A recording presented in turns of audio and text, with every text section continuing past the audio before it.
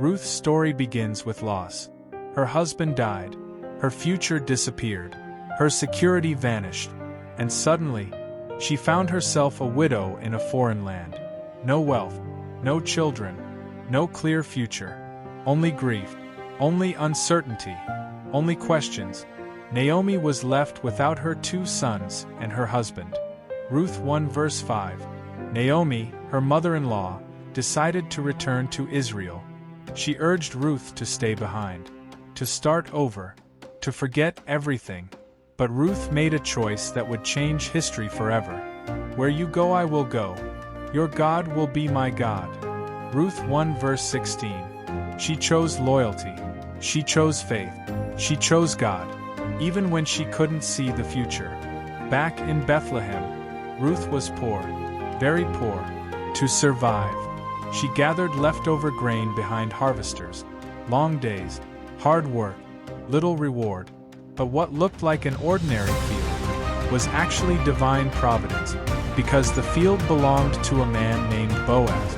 Boaz noticed Ruth, not because of her status, not because of her beauty, but because of her character, her loyalty, her faith, her kindness, and Boaz became her redeemer, the one who restored what had been lost, the one who gave her a future, the one God had prepared all along. The widow became a wife, the outsider found a family. The woman who arrived with nothing received everything she needed, and God's redemption story was only beginning. Ruth gave birth to a son. That family line led to King David, and generations later, to Jesus Christ himself. The widow who lost everything became part of the greatest redemption story ever told.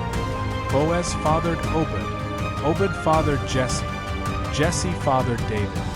Ruth 4 verses 21 to 22. Ruth arrived in Bethlehem with empty hands. God filled them. The harvest field symbolizes places where God quietly arranges divine appointment. Boaz points prophetically to Jesus. Just as Boaz redeemed Ruth, Christ redeems us. Maybe you've lost something important, a relationship, a dream, a career, a season of your life. Ruth reminds us, God can build a future from ruins. What feels like an ending today may be where redemption begins tomorrow. God specializes in redemption, because your loss is never bigger than God's plan, and the God who redeemed Ruth is still redeeming lives today.